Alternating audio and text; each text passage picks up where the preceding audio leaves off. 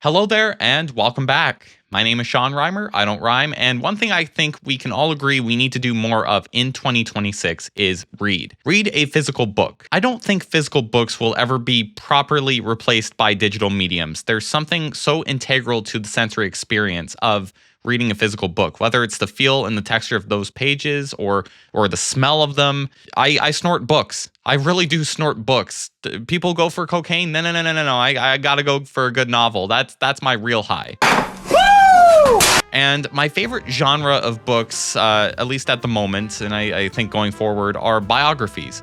I really like learning about different people, their ins and outs. I think that goes very hand in hand with my acting experiences and my writing experiences. Learning about people that aren't me, it's been a lifelong thing for me. So much so that I've had to spend a good deal of my adult life learning more about myself to be able to get a decent baseline. Now, one thing with reading those biographies is I never knew the person that's featured in them.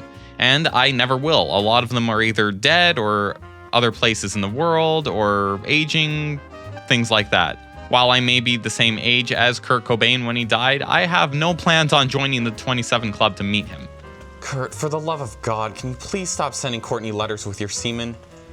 However, that's all changed because I have recently picked up a Constar Chronicle, which is written by my friend Vance Major. For those who don't know, which is a lot of you considering I'm getting a lot of new subscribers since the Eau Claire documentary came out. So seriously, guys, thank you. I have been involved in a series of fan films called Constar. They're Star Trek fan films. For the past, how many years has it been? I think it's coming upon, 6 years. It's coming upon 6 years that I've been doing Constar stuff. So it's been a fantastic community to be a part of. Meeting Vance in Harrison, Arkansas, filming Constar, the motion picture out there, was a life-changing experience. So I wanted to be able to learn more about his journey and how it could influence me as an artist and as a human in general. Now, I don't want to do a straight-up review, point for point, everything in this, because I really do want people to pick this up.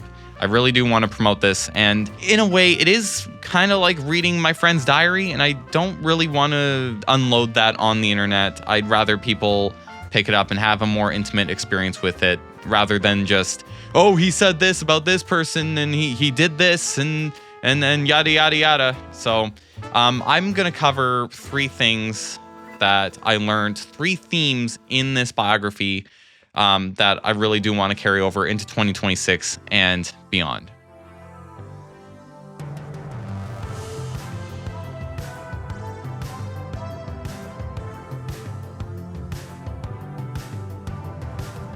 In 2017, 2018, I was moving pretty consistently back and forth between Vancouver, British Columbia, and my hometown of Calgary, Alberta, going to film school, coming back, pursuing relationships, that sort of thing. And it was very, very disorientating picking up all my stuff and moving to a place and then moving back. And I was, how old was I? I was 18 to 19 in that period. Very, very tough for me. I don't like change. I cannot handle it. So it's one thing to be thrown off as an adult moving back and forth between 2 cities. It's another thing entirely to be moving between California and Nebraska and Washington State and then Kansas, all in a very short span as a child. And that's what happened to Vance. And I do not envy that. He had a hard time adjusting to finding a home both physically and emotionally as a kid. And so getting into Star Trek, getting into media in general, was able to give him that home, give him that ability to reframe his life, give him the ability to communicate. And that's something I absolutely relate to. I was very sheltered as a kid. I had some behavioral therapy going on from the age of 3 to 5 because I'm on the spectrum. So being able to find solace in media was absolutely integral to who I am. In addition, Vance had some experiences with religion when it came to trying to find belonging that didn't quite work out because he wasn't getting the answers that he needed. I'm a very, very similar atheist in that sense. I care as much about religion as Jerry Seinfeld cares about Palestine. Free Palestine! I don't care about Palestine.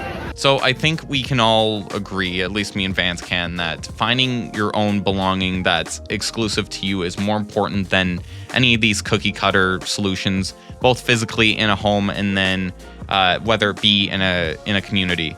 You have the power to create that community for yourself, to be able to find what nurtures you and be able to spread it and connect with people all around. And that's how you stay most integral to yourself, first and foremost, because you need that. You need yourself, especially when you're going through changes, life-altering events like that, and questioning your own existence. You need to be able to get that foundation. And I encourage everyone to be able to find what their home is exclusively to them, outside of social media, outside of whatever trends are going on. Find your home. Find your home in here.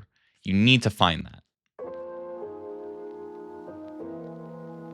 Now, this is especially prevalent because I am getting married this year, barring anything ridiculous happening. It's not about intensity, it's about consistency and schedule, and being able to devote that time and sacrifice for your partner and for the rest of your family too. When it comes to, for example, Vance's dad was a little bit more closed off, and it's not necessarily anything wrong with that generation. It's just the circumstances of that generation. My dad's a similar way, and there's benefits, there's downsides, as for everyone. And regardless, you got to find that commitment. You got to be able to dedicate that time there. Family is an investment, and it is absolutely worth it to invest in them. And especially when it comes to a marriage as well. You need to be able to lay down your hyperfixations. I know I'll hyperfixate on something until I'm blue in the face. I won't be able to hear what my fiance's saying. I can get so much in my own head. It was especially prevalent in the documentary I was working on. There were days where I just could not stop thinking about it. You need to be able to let both the work you create for yourself go and the work that you create for the world go, and the, typical 9-to-5 jobs that no one's really that passionate about, but you end up convincing yourself to be passionate about it. Vance worked at a Dairy Queen, and he treated it like a starship. And I felt like the only person that did that at my work. I was like, hey, I'm this rank in this store. I'm the lieutenant commander. I'm the manager of cash, and this is my role. If I were a Star Trek character, this is what I'd be. This is, you go into that mindset almost as a coping mechanism, but also to dictate your leadership. But sometimes it can be really, really hard to shake that and be at home, be present. That's a huge thing in this. Invest in your family. Invest in your own sanity, in your support, because you need it. You might not think you need it, but you absolutely will. You need people in your corner.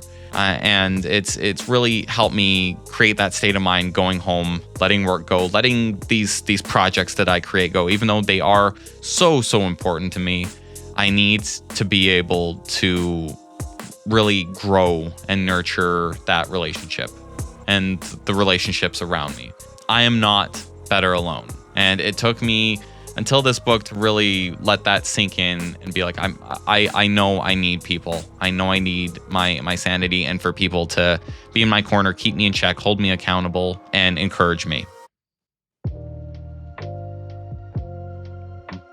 When it comes to films, and I would say especially fan films, since they're based on an existing medium, you need to be able to understand that those stories come from within. It doesn't come externally from what you've seen before. I've seen a lot of fan films where they focus on, there's this thing in the neutral zone, or there's some sort of conspiracy going on with the Klingons, or this and that. Stories that have already been told, and they're being retold simply because that's what worked for Star Trek in the past.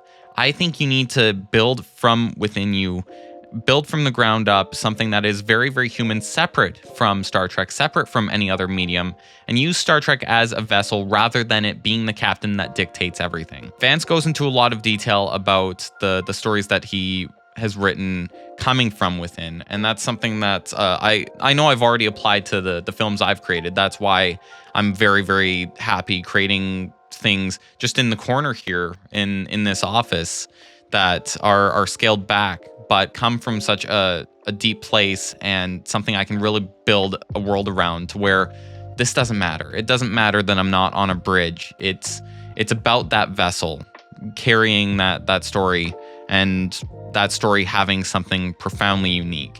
And one motif that keeps coming up as well in this book is a quote that Vance received by a producer on his first fan film that he did, where the producer said, "You can't do it that way." I realized that that's something I've had within me for ever since I graduated film school in 2018. There has been this sense of disrespect within myself for not going the mainstream route like my peers in Vancouver have. Even though I didn't want to go that mainstream route.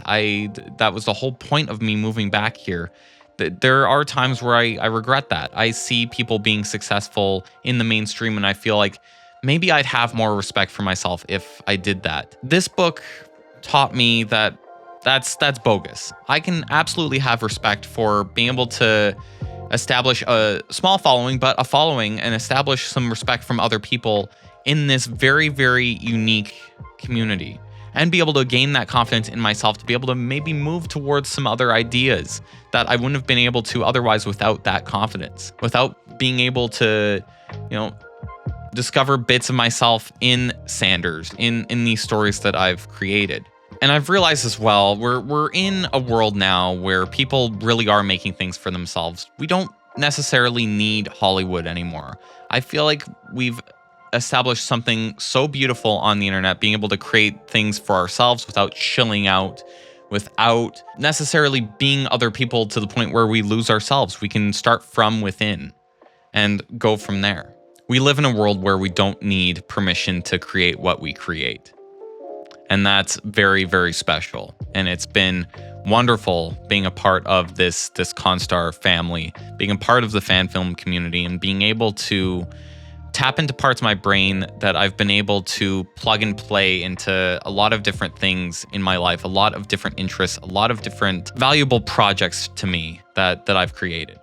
This book didn't just tell me who Vance Major is, it reminded me of who I'm trying to be.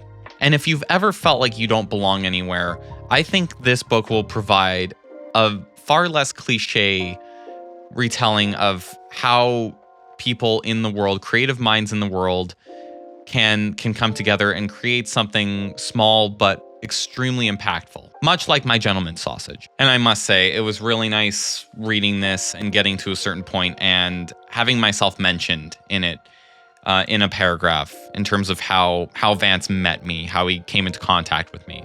And I still think about that experience a lot. I think messaging him back saying, yeah, I'd be open to that, not even really understanding what this could get me into.